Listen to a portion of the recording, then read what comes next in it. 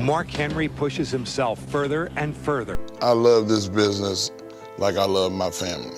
It's hard to imagine that Mark Henry emerged from the smallest town to become the world's strongest man. Henry burst onto the scene at the 1992 Summer Olympics in Barcelona, where he competed in weightlifting in the super heavyweight division. Henry's intimidating size and weightlifting prowess earned the attention of WWE. While in WWE, Henry created his own trademark blend of athleticism and aggression. Henry reached the pinnacle of WWE in 2011, capturing the World Heavyweight Championship at Night of Champions. That's an oh my God moment. Mark Henry is the world champion! Mark Henry's story is one of the rare careers that has two completely different lives inside it.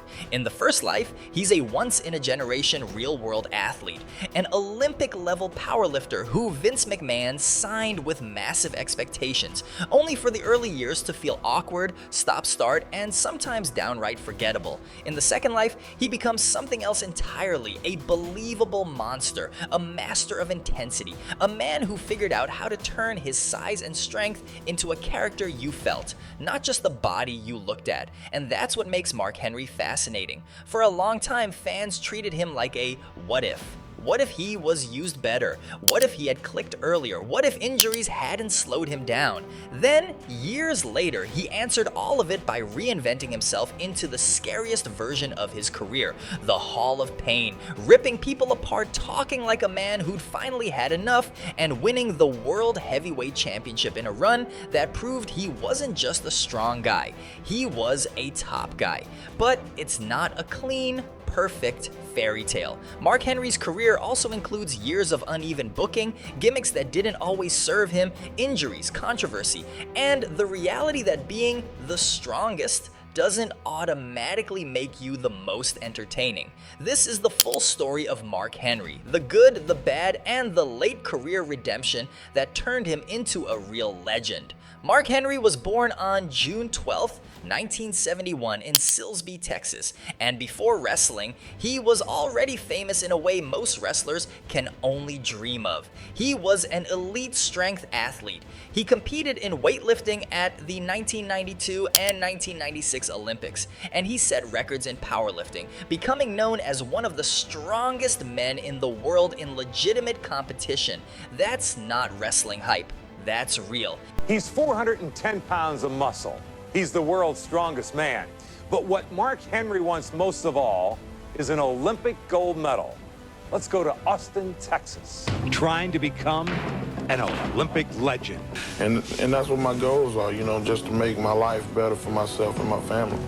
At 410 pounds, he is the largest weightlifter ever to represent the U.S. And when Vince McMahon signed him in 1996, the company treated it like they'd landed a franchise player, because on paper, they did. A genuine Olympic-level athlete with rare size and strength, in an era where wrestling still valued big, believable monsters.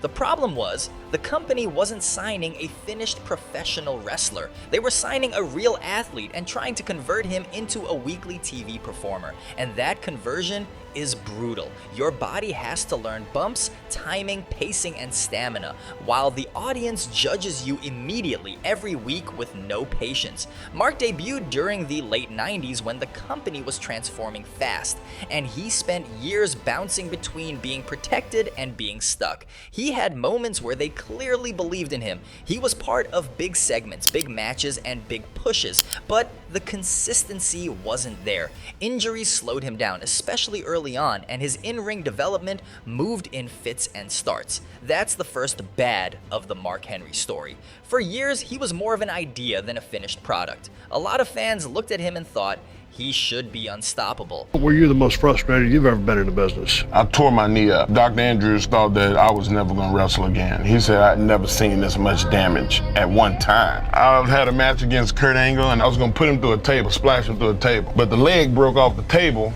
and rather than throwing that table away and getting another table, I just propped it up on the wall. I jumped from the apron to the table, hit my knee, square on the concrete, boom, and broke my kneecap in half. And for about 2 or 3 weeks, my kneecap would get off center, so I would sit on the floor and I would let somebody step on it to pop it back into place. And I just kept wrestling. But what they got was a talented, powerful athlete still learning how to translate that power into compelling pro wrestling.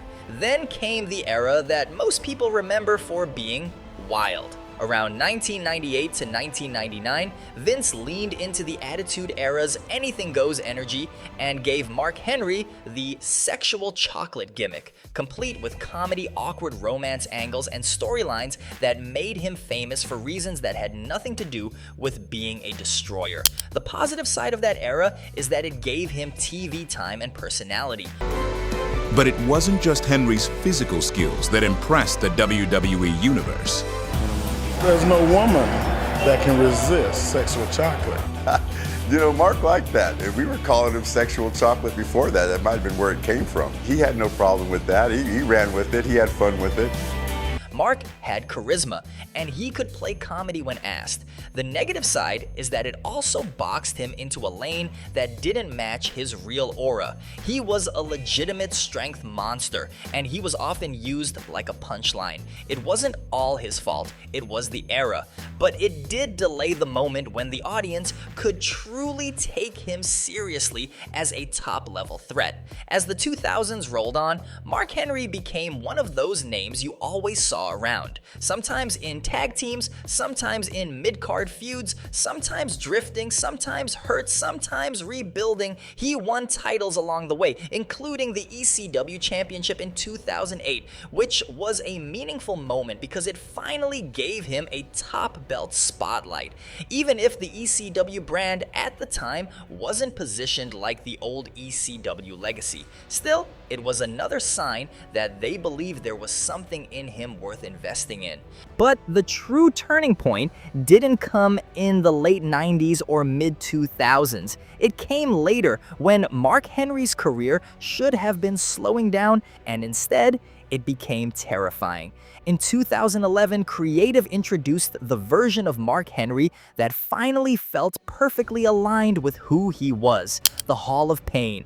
This wasn't comedy, this wasn't flirting, this wasn't look how strong he is. This was a man who looked like he enjoyed hurting people, who spoke with a cold seriousness, and who finally wrestled like a monster with purpose. He started targeting people's legs, he started collecting victims, he started stacking up destruction like it was a resume. And here's where the good becomes undeniable. Mark Henry became must-watch TV because he felt real. When he talked, it didn't sound like a script. It sounded like a man who had waited years for respect and decided he was done asking for it. This is also where Mark Henry's promo legacy changed forever, because for a long time, fans didn't associate him with elite microphone work. Then, the Hall of Pain era arrived, and he proved he could talk people into believing. He didn't need to be flashy, he needed to be convincing. And he was. That momentum led to the peak of his career. In 2011, Mark Henry won the World Heavyweight Championship by defeating Randy Orton at Night of Champions. That win mattered because it validated the entire reinvention. Because people were afraid, and people aren't afraid in wrestling no more. They're excited to see the bad guy. Roman Reigns, they throwing up the one with him. When I came to the ring, you weren't allowed to share in my victories. If you slapped my arm and when I walked to the ring, the security was not for me. That was a time where I felt bulletproof almost. This wasn't a charity reign. This wasn't, we'll give him a quick moment. This was the company saying, he's the champion, and it makes sense. His reign was built on the same idea as the Hall of Pain. Mark wasn't just winning, he was breaking people. And he had major feuds during this run that fit his aura perfectly, including a heated rivalry with Big Show, where the story wasn't who's better, it was who survives. They even had a memorable moment where the ring collapsed during one of their brawls, an image that helped sell the idea that these weren't normal wrestlers. These were heavyweights destroying the environment around them. Eventually, injuries caught up again, and the world title chapter ended. But by then, the damage, in a good way, was done. Mark Henry was no longer a strong guy Vince never fully figured out. He was a legitimate monster who had a real main event peak late in his career when most people assumed it was too late. Now, the Mark Henry story wouldn't be complete without the parts fans argue about. The bad isn't just the early awkwardness. It's also that creative often didn't know what to do with him when he wasn't in the Hall of Pain lane. Sometimes they'd heat him up, then cool him down. Sometimes they'd push him, then swerve. And because Mark was so physically imposing, anytime they didn't present him as dangerous, it felt like they were wasting something obvious. That inconsistency is why his career feels like it has long stretches where he should have been bigger than he was. Then there's the reality of wrestling mileage. Mark Henry's body went through a lot: strength sport training, wrestling bumps, years on the road, and as he got older, he had to adjust. That's why his matches later leaned more into power, presence, and timing rather than long, high-paced sequences. Some fans held that against him, but it's also part of what made him believable. He wrestled like a massive man who didn't need to do more than necessary to end you. And then there's one of the funniest twists in his story. Even after he became a respected veteran, they still used him for surprise moments that went viral, like the time in 2013 when he delivered the famous retirement speech, got emotional, hugged John Cena, and then turned and attacked him, revealing it was all a setup. That segment worked because Mark had built enough credibility by then to pull off a serious "this is real" tone, and then flip it into chaos. It reminded everyone that he wasn't just a monster, he was a performer who understood timing. By the mid-2000s, Mark Henry transitioned into more of a veteran role, putting people over, being an occasional threat, and serving as a respected presence. He wrestled his final match with the company in 2017, closing the in-ring chapter of a career that started as an experiment and ended as a success story. In 2018, they inducted Mark Henry into the Hall of Fame, cementing his legacy officially. The Olympic-level athlete who made it in pro wrestling, the late bloomer who finally found the perfect character, and the monster champion who proved it wasn't too late to become great. So what's the real verdict on Mark Henry? He's not the cleanest, all-killer, no-filler career. He's not the guy who was amazing from day one. He's the guy who took the long road, longer than almost anyone, and still got there. The best version of Mark Henry is genuinely one of the most believable monsters wrestling has ever had.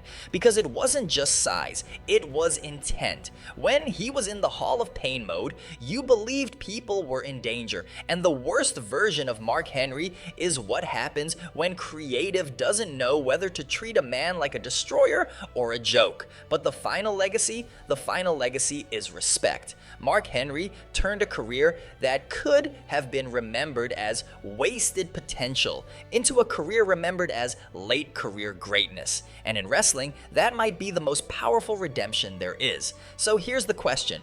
When you think of Mark Henry, what do you remember most? The real-life strength athlete who entered sports entertainment with huge expectations? The Attitude Era, sexual chocolate chaos that made him unforgettable for completely different reasons? Or the Hall of Pain run, where he finally became the monster champion everyone knew he could be? Drop your answer in the comments. And if you want more stories told with the good, the bad, and the real legacy, subscribe, because there are plenty more icons to break down.